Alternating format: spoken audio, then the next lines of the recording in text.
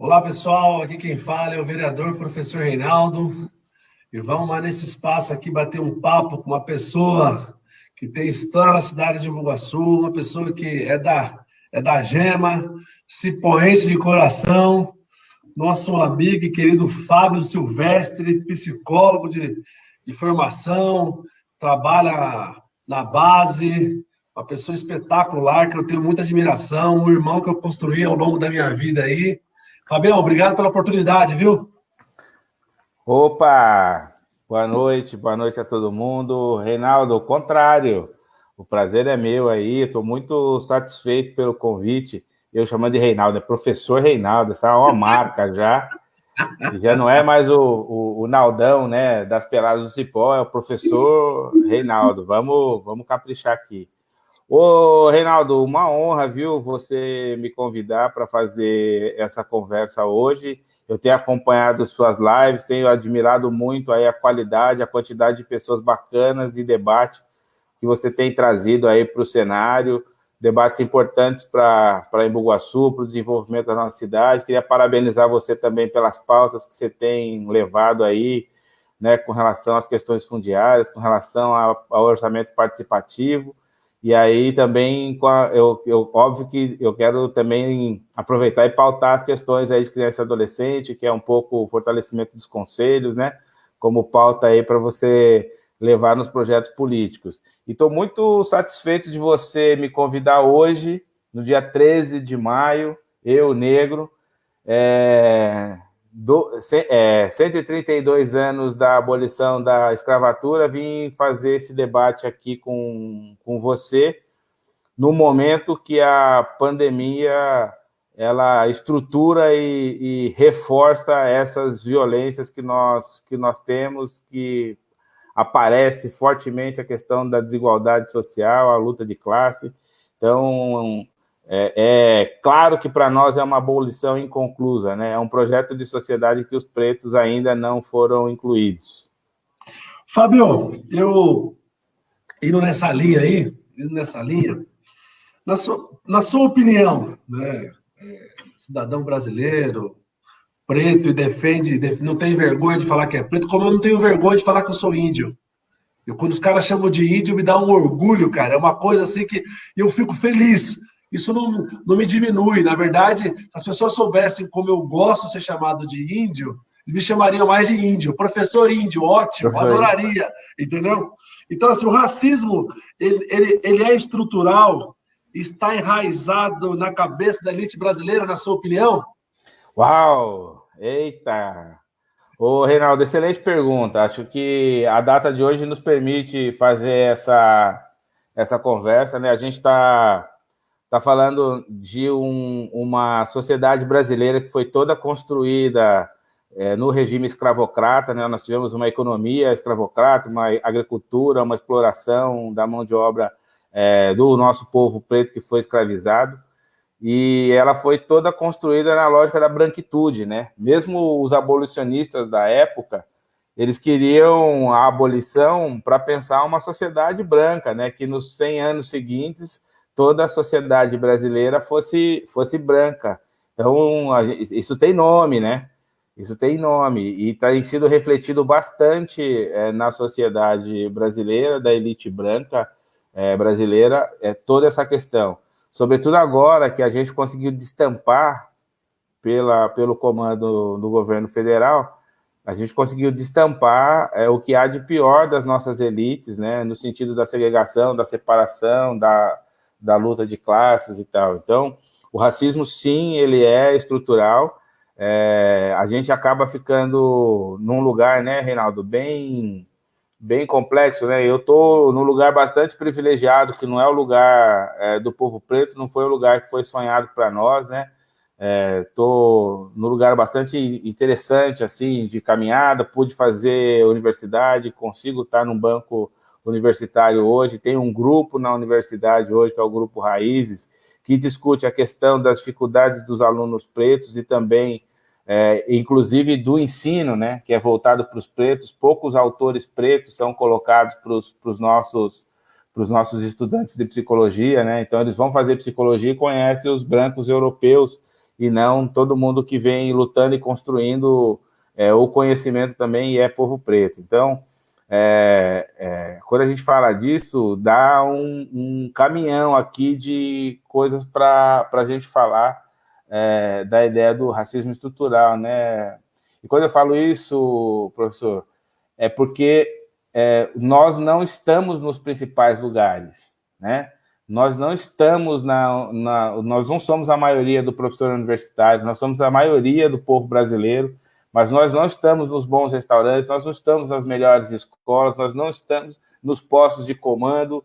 É desse lugar que a gente está falando. Agora, quando a gente olha onde nós estamos no bolsão da pobreza. Vai falar, mas a pobreza também tem gente branca lá, mas quem pertence ao bolsão da pobreza está lá todo o povo preto sofrido com essa dificuldade. E a pandemia vem mostrar isso, né? Quando começou a pandemia, quando começou a infecção no Brasil, nós tínhamos majoritariamente pessoas brancas que foram contaminadas por ter vindo de viagens internacionais. E aí essa curva foi mudando aos poucos, e aí ela chegou em 56% do povo branco, quando a gente estava aí com, sei lá, 100 mortes.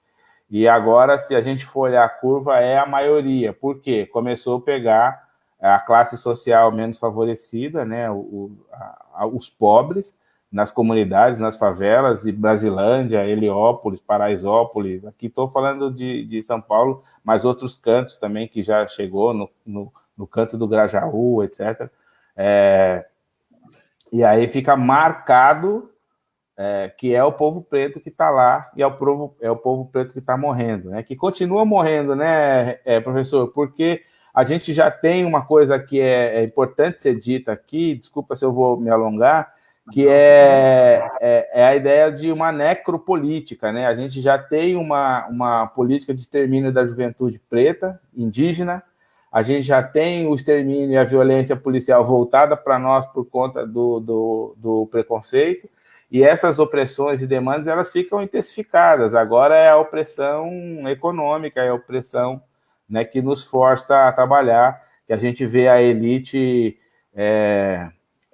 bradando no alto dos seus carrões de luxo para abrir o comércio, para que os pobres continuem enfiados nos ônibus lotados para irem trabalhar, né? Então, é dessa desigualdade que a gente precisava falar no país, falar de peito aberto, francamente, né?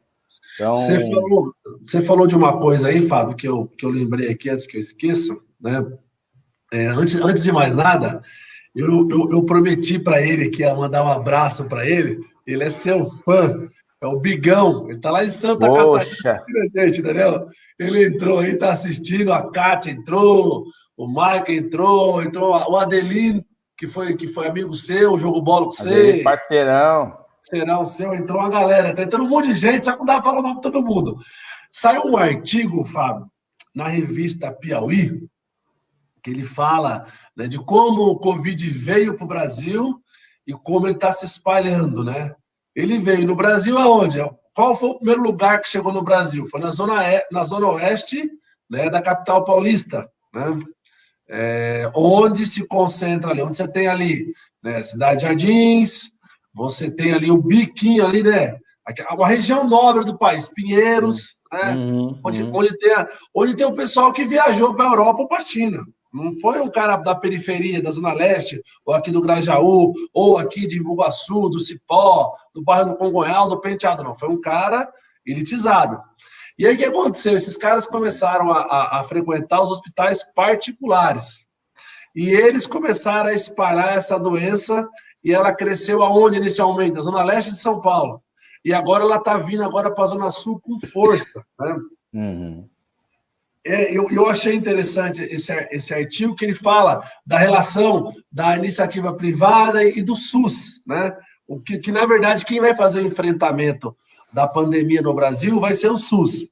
Mas voltando para a questão racial, que você começou a falar de uma maneira brilhante aí, aqui na cidade de Imbuguaçu, que você conhece muito bem, você sabe que, basicamente, os bairros mais afetados, com certeza, em relação à Covid aqui, serão os bairros de baixa renda, né?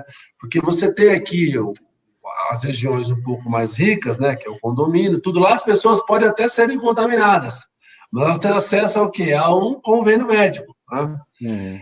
Agora, se as pessoas forem contaminadas no bairro do Cipó, por exemplo, onde você viveu a sua infância lá, nós vamos ter muita dificuldade.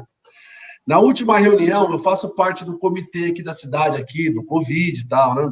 Eles me chamaram lá para conversar. Na verdade, a Câmara Municipal colocou 3 vereadores, eu, Lisandro e o Santo Social. E lá na discussão, a secretária, ela até se emocionou na última reunião, por quê? Porque a cidade de Bugaçu não tem leito de UTI e não vai ter porque não tem condições financeiras para isso. Quem falar que vai trazer o UTI para cá vai estar mentindo, porque a cidade não tem condições financeiras, o custo para fazer isso é muito alto, você não consegue fazer uma UTI, é no mínimo 40. O SUS exige isso, né? E aí ela falou que nós perdemos 2 pessoas essa semana aí, porque o hospital referência nossa, o HGIS, estava com os leitos todos lotados, né? Caramba. Então assim, o isolamento, ele dá para discutir isolamento com problema econômico? Como é que você vê isso?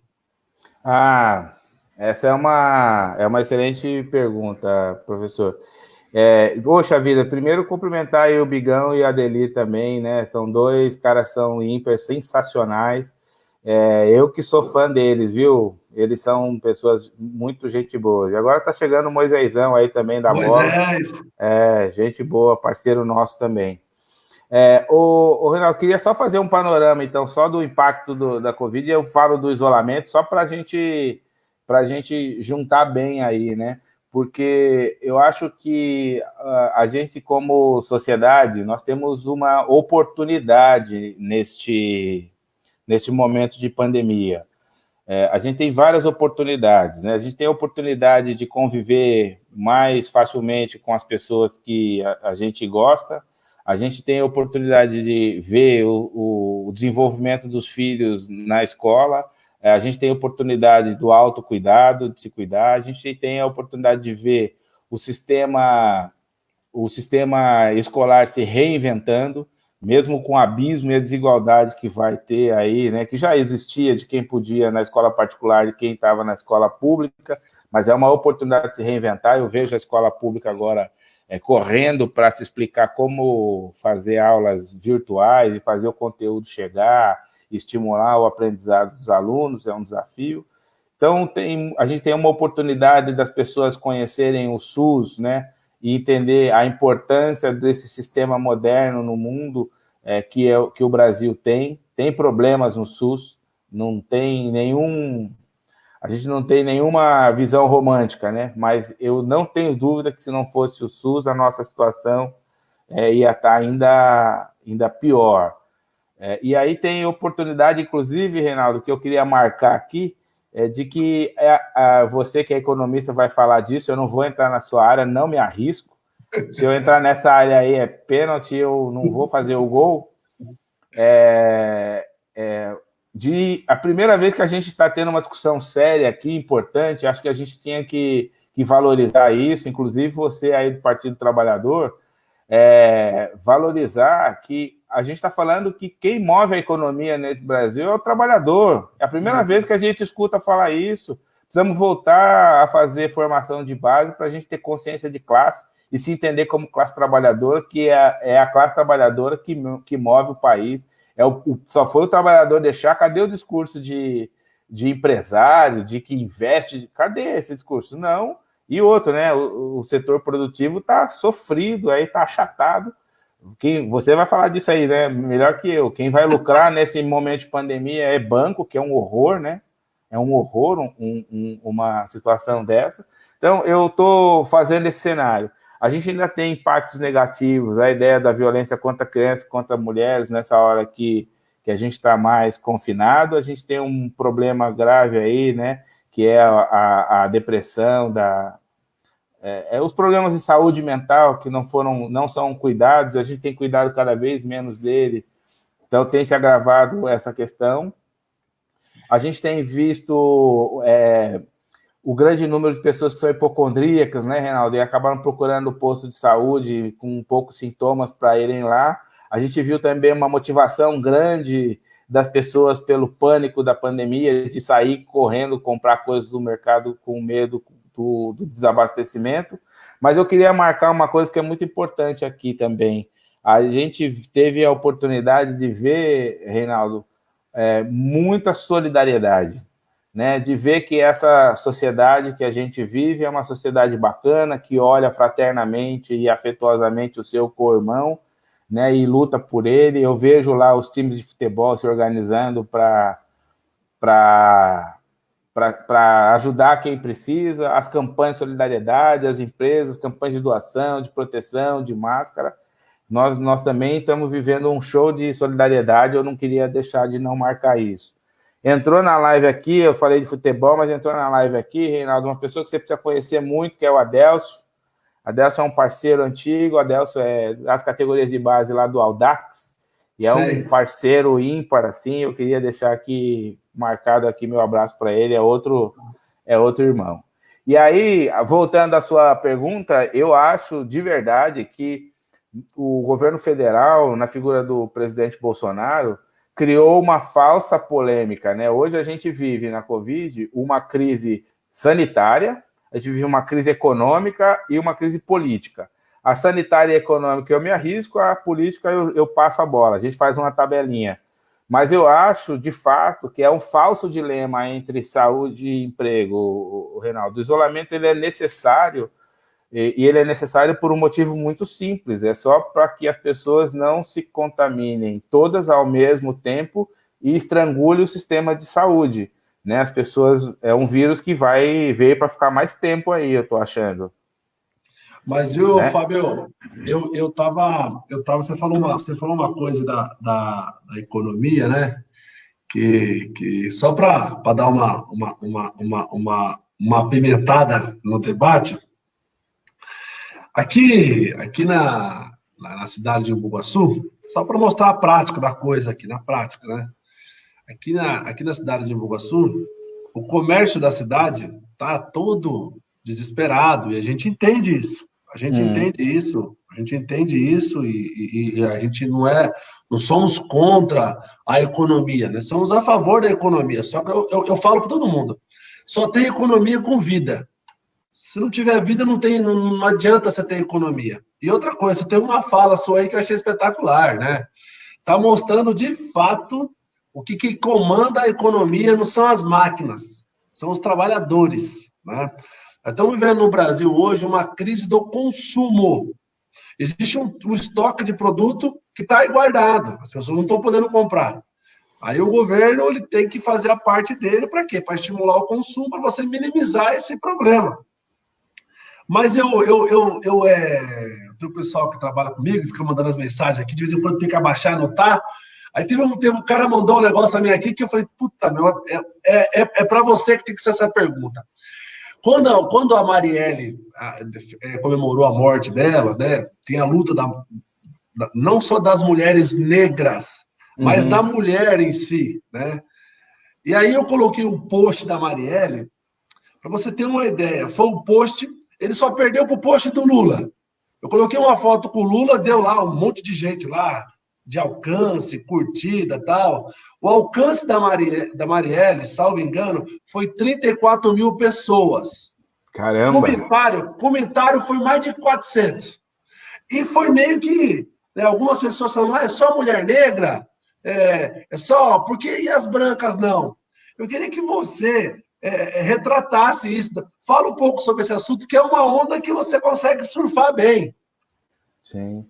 É legal, é difícil essa questão, né? Mesmo no movimento feminino, a questão já é, eu diria, mais pacificada, Reinaldo, porque uma coisa é a situação da mulher no Brasil, é uma situação que precisa de cuidado, precisa de política pública específica, né? Porque afeta todas as mulheres de modo geral, com relação à desigualdade de salário, com relação à violência, aumenta o número de estupro, né? A gente não consegue discutir a ideia do papel do homem, do machismo na sociedade, né? Do mesmo que a gente está falando de racismo estrutural, a gente tem um machismo estrutural e é bem complexo. Mas aí quando você olha Para a mulher negra, aí a situação é mais complexa, né? Desafio, inclusive, os economistas a me provarem que não é a mulher negra que mais paga imposto nesse país, proporcionalmente, sabe? Quando você faz a conta o que ela ganha, o que ela paga. Com certeza. Então, a situação dela é bem mais delicada do que isso. Então, quando você fala o que significa a luta da Marielle, né? Que tem a questão que ela discute, a questão do racismo, a questão do machismo, e ela avança numa outra pauta, que é na luta de direitos, que também é a homofobia. Então, é uma mulher preta que merece nossa reverência de fato, porque ela conseguiu simbolizar todas as desigualdades no tratamento das mulheres dadas até agora, né? E para a mulher preta, ainda pior, e para as questões de combate à homofobia no Brasil, ainda mais. Quer dizer, ela abre uma possibilidade de uma pauta nova, né? Que é essa política comportamental. Eu acho mesmo, assim, né? Eu gosto dessa luta, minha filha é militante, guerreira nessa luta, como mulher preta e tal, que eu admiro, amo, um beijo para ela. Mas eu diria que ainda não é esse um problema brasileiro, né? É o problema da desigualdade. Acho que quando a gente vencer o problema da desigualdade no Brasil, essas outras questões elas vão se acertar. Porque enquanto a gente ficar lutando de modo separado, a militância da criança lutando pela criança, a militância dos negros pelos negros, a militância dos homossexuais pelo LGBT lutando e a gente não se unir, né, em torno de uma pauta que é a luta contra a desigualdade, a luta de classe que nós temos no Brasil e que coloca todas essas pautas numa situação de vulnerabilidade, acho que a gente não escapa, não. Acho que a resposta ao teu colega aí, acho que ela não é difícil, é só também a gente ter um pouco de boa vontade de se desconstruir do nosso lugar de privilégio, se desconstruir do nosso lugar de homem branco ou mulher branca, né? De entender o lugar dos nossos privilégios, porque são os privilégios das pessoas brancas, são os privilégios que criam essa outra situação para quem não é privilegiado. Então, essa é uma discussão bem importante. E voltando, sem escapar da outra pergunta ainda, foi pertinente a do meio, mas eu queria dizer o seguinte também, né? Que eu estava falando do falso, como que é? Dilema, né? Entre emprego e saúde, a sua colocação foi excelente, porque a vida é o direito humano mais importante de todos eles. Agora, a pergunta que a gente tem que fazer, que para mim parece muito claro, quando você fala das elites, inclusive, é que há um projeto político, não tem crise ou não tem um presidente despreparado, não é disso que se trata. Quem tratar o Bolsonaro como alguém que é despreparado, etc., está errando. O Bolsonaro representa um projeto político, ele foi eleito nas urnas, né? O povo brasileiro, por 1 milhão de análises que a gente consegue fazer, elegeu ele, e ele representa um projeto político bem direcionado, é um projeto político que beneficia as elites, e esta história, eu diria o seguinte, que a pandemia veio como o bálsamo para ele. Acho que era tudo que o Bolsonaro precisava agora para gerar uma insegurança. Se eu te perguntar qual que é a estratégia do governo federal para o enfrentamento dessa crise, do caos, não tem, das questões sociais. Seria obrigação do Estado prover para as pessoas que não têm, como obrigação. O jeito de virar a economia, você sabe melhor que eu, não é só o consumo, mas é o investimento direto do Estado em investimentos, que aquele Moro quebrou o país nesse sentido, né? E aí acho que o projeto é levar ao caos, levar as pessoas ao desespero. Eu quero sair de casa, você quer sair de casa, os comerciantes querem abrir, todo mundo quer sair. E aí você pega esse combustível, você pega esse desejo, coloca como combustível perfeito para o seu projeto. Qual é o combustível? É o desespero. E aí a gente vai ter saídas arbitrárias, autoritárias, caos, e acho que é o caos que vai convencer os militares de avançar no segundo passo do projeto político que está em curso, né? Então, eu acho bem perigoso e acho perigoso a gente subestimar que o Bolsonaro faz essas coisas sem pensar, né? Ele nos distrai com um monte de coisa, daqui a pouco tem uma MP fazendo bobagem lá, está aprovando o cargo aqui, está colocando gente despreparada lá no outro lugar. Então, eu não queria falar de política do Bolsonaro desse jeito, porque eu tenho um monte de amigo que é bolsonarista, que eu converso, respeito, entendo o ponto de vista deles, eu não gosto de fechar diálogo, né? Eu quero sempre continuar conversando com as pessoas, mostrar meu ponto de vista, ouvir o ponto de vista deles, entender que o Brasil passou por dificuldades históricas, né, que não é de agora e não é de nenhum governo do PT, mas é desde a sua Constituição, né? Nós estamos falando no dia 13 de maio, não é à toa, né? Quer dizer, tem uma recuperação na nossa história desde o descobrimento até simbólico. A forma como ele se constituiu, do ponto de vista simbólico, exatamente. Então, eu fico aqui olhando o impacto da pandemia, pensando exatamente no sofrimento do povo pobre e principalmente, né, do povo preto que está lá, mais enfiado lá, assim. Não sei, só para ver se eu passo a bola agora para você, senão eu fico falando. Tranquilo, tá tranquilo, Fabião. Esse bate-papo aqui, Fabião, todo mundo sabe da cidade que eu sou pré-candidato a prefeito aqui, e aí eu bato um papo com um monte de gente, mas na verdade é vocês que têm que falar, eu escuto mais. A ideia é provocar vocês para a gente tentar montar um debate propositivo para a sociedade, principalmente a sociedade de Bugaçu. Você também você milita também na área, né, da violência da criança, né, e adolescente, né?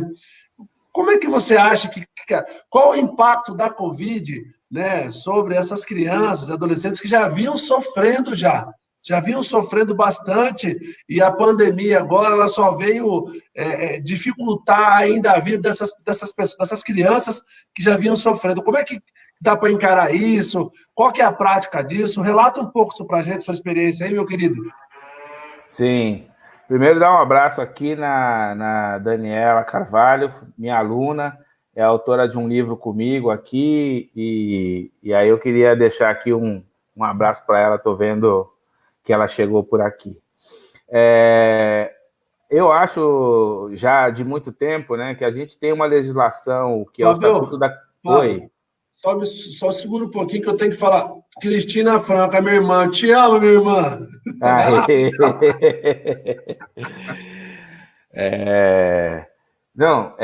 A gente tem uma legislação muito avançada no Brasil, que é o Estatuto da Criança e do Adolescente, que este ano completa 30 anos.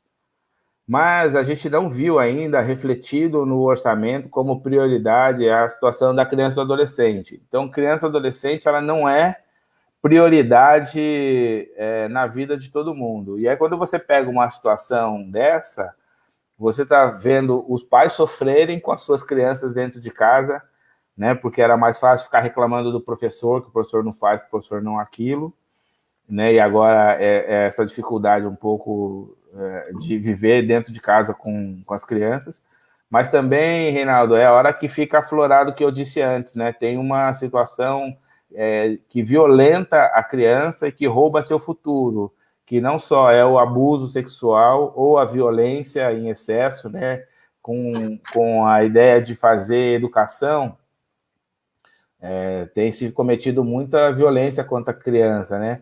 É complicado falar isso assim, né, numa rede, mas o lugar onde mais se viola direito humano de criança e adolescente é dentro dos lares, que deveria ser o lugar para abrigar. Chegou o Tata aqui também dando boa noite para nós. O Tata também é um parceirão, Dédio Diamante, mas a gente conhece como o Tata. Um abraço aí, meu querido. E é difícil falar isso, né? Porque era o lugar de proteção, é o lugar de socialização primária, é o lugar onde vai conhecer a vida, mas é lá também que as crianças estão sofrendo muito. E acho que o outro impacto que é bem ruim, professor, é a escolarização, né? Sobretudo das pessoas que não têm condição, que estão entregando sua sorte à rede pública de saúde, de educação, e estão sofrendo. A gente imagina agora, por exemplo, a manutenção da data do Enem, o que vai acontecer, né? A gente vai só marcar é o abismo que já estava colocado aí, e quem mais sofre com isso é a criança e o adolescente.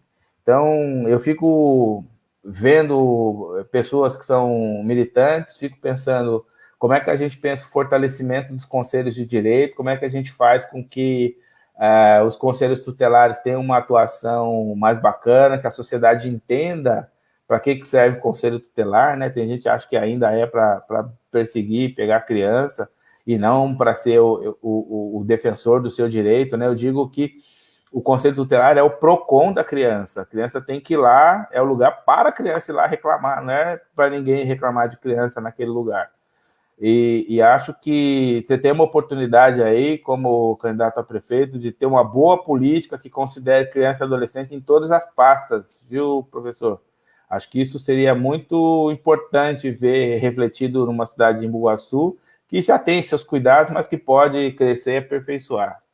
Deixa eu dar um gancho aqui, ó, Fábio. Você tem uma experiência muito maior do que eu nesse ponto aí, né? Como a criança e adolescente, né, pode entrar no orçamento?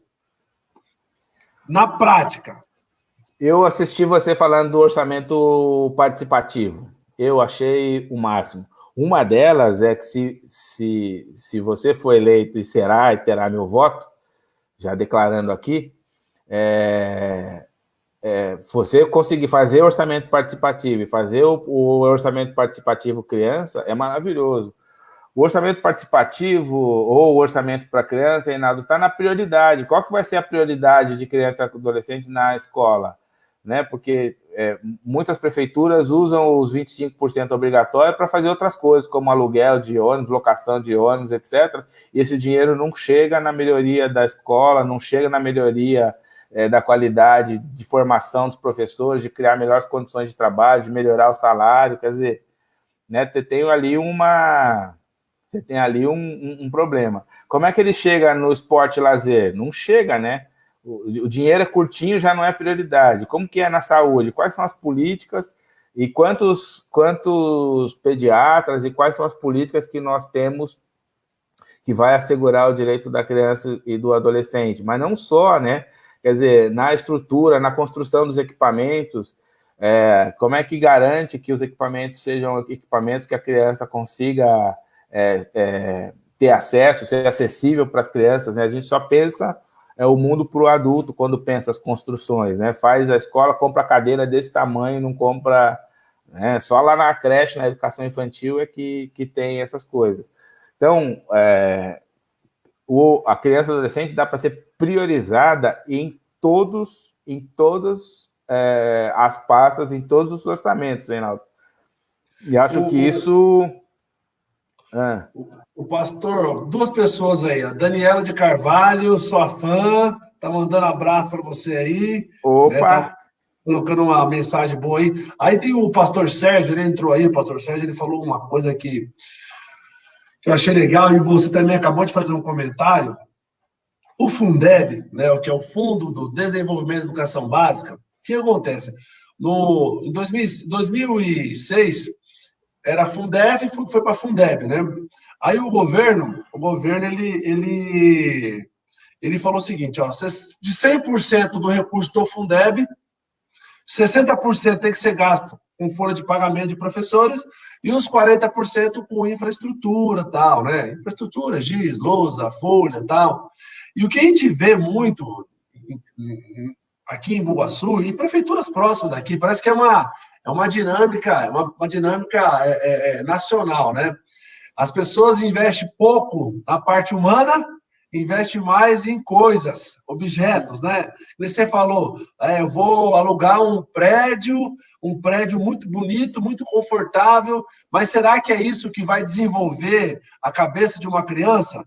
Será que essa é a sugestão? Então, o norte para a gente aqui, do nosso plano de governo, que depois eu passar para você dar uma lida lá, para você dar umas canetadas lá, o norte é esse, é você dar estrutura para criança e adolescente em todas as secretarias mesmo, tem que ter um norte, o governo tem que ter um norte, porque o governo que não tem norte não sabe para onde vai, né? Então, a ideia nossa, o que básica é essa, juntamente A ideia do orçamento participativo é a seguinte: o cara que mora lá no Cipó, Fabião, lá no Cipó, lá, onde sua família mora lá, tal.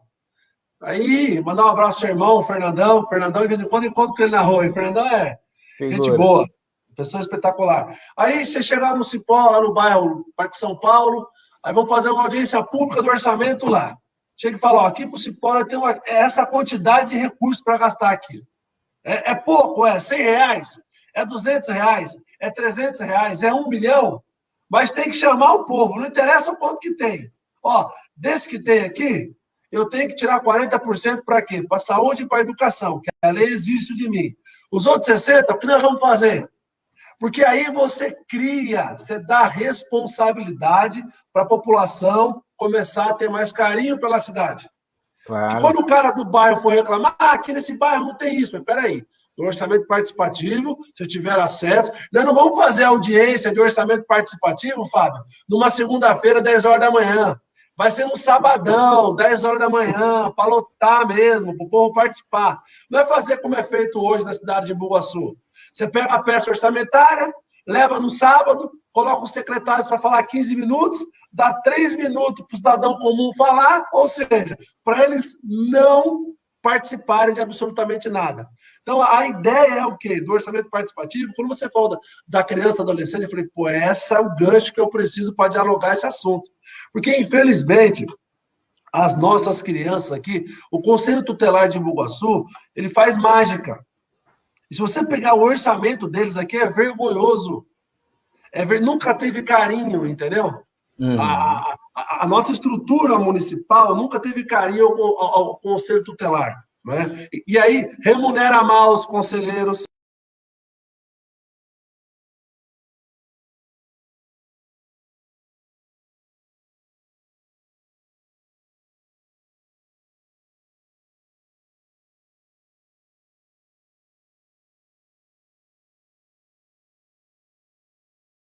Continuar aqui.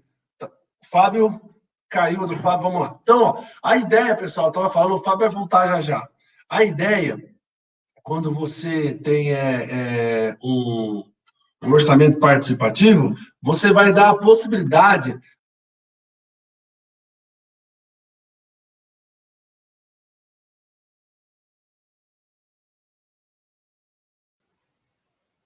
sobre... Voltou, Fabião? Voltei aqui. Então tá bom, tranquilo, ó. Isso acontece nas melhores famílias. Estava falando do orçamento participativo, Fábio? Voltei agora mais para a esquerda. Para a esquerda, agora estava para a esquerda. Aí, Fábio, ó, a ideia do orçamento participativo, né, é valorizar esses pontos. Que, por exemplo, não dá, Fábio, para você. Se você pegar o orçamento do Conselho Tutelar em Bugaçu anual, é menos de R$150 mil. Você tem lá 5 conselheiros, você tem uma estrutura, carro, gasolina. Não é fácil, não. Infelizmente, como eu estava falando para você, é um problema estrutural. Né? Conselho, tem gente ainda que acredita que o conselheiro tutelar tem a mesma ação do que os agentes da FEBEM. Por quê? Porque as pessoas não têm cultura, as pessoas não sabem o significado e a importância dessa ferramenta para uma cidade pobre como a nossa. Quanto menor o índice de renda do município, mais problemas sociais nós temos. Então, esse é um setor que tem que ser muito mais bem valorizado. Mas, Fabio, eu esqueci de falar uma coisa aqui. Ontem, na Câmara Municipal, no debate lá, eu defendi isolamento, tal, só que eu passei uma informação equivocada. Eu entendi errado e passei errado. Teve uma reunião com a secretária, ela passou, eu não entendi o que ela falou, e eu falei o que eu entendi. E o que eu entendi não era o correto. Eu falei que 60% dos motoristas de ambulância da cidade de Bugaçu estavam com problema de Covid. Não, essa informação não é correta. 60% dos motoristas têm mais de 60 anos e tem que estar de licença. Por quê? Porque trabalha com o Covid, está toda hora passando perto da vida deles. Então, eles estão afastados. Então, em Bugaçu, hoje, tem 40% dos motoristas que estão trabalhando representam 40% né, da carga que tem na cidade. Essa é a informação que alguns motoristas de ambulância ficaram chateados, que eu falei, a secretária falou, não, Reinaldo, só isso só que deu problema, tal, mas só para deixar registrado. Agora, voltar com outra pergunta para você aqui, Fabio. Como é que a gente dá uma ocupação mental para as pessoas quando as pessoas estão confinadas dentro de casa? Olha só, você viu a sua responsabilidade aí, né? Queria deixar um abraço aqui para o Nilson, que está assistindo a gente. Nilson também é companheiro da bola. Você viu a sua responsa aí, né? O Bigão falou que se você for eleito, ele volta, deixa Santa Catarina, Florianópolis e volta para Embu-Guaçu. Tem que voltar a dar aula aqui, voltar a jogar ping-pong aqui, pô. E dá um beijo na minha preta linda que entrou aqui, Robertinha, tô sempre de olho aqui, ela entrou, deixar um beijo para ela. Ô, Reinaldo, eu gosto da sua pergunta, porque me coloca no lugar do psicólogo tradicional, né?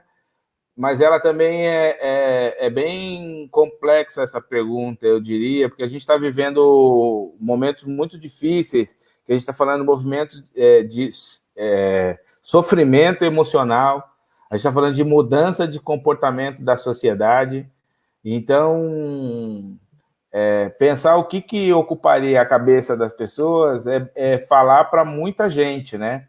Então, se eu me voltasse e meu discurso fosse para a elite branca, eu diria, né? Olha, assista mais filmes, faça curso online, veja Netflix, ocupe melhor a sua varanda, faça atividade física, mas aí pensar numa receita, né? Que não é uma receita que combina com o confinamento, com o lugar que as pessoas estão, né? O máximo que eu tenho conseguido dizer para as pessoas, Reinaldo, é começar a pensar no autocuidado, né? Como que ela se cuida e cuida das pessoas que ela ama. Esse é um jeito que aí independe de classe social, né? Porque eu fico vendo aí, cara, as receitas na TV, às vezes eu fico falando, eu falo, mas para quem que é isso? É para quem está com 8 num barraco? É para quem não conhece a nossa realidade? É para quem está sendo infectado, entendeu? Aí faz yoga, meditação, com a criançada correndo naquele espaço cubículo, gritando que precisa, né? Então, se pensar uma receita nesse sentido é complexo, mas eu diria que talvez pensar nessas ações, que são ações que cuidam do outro,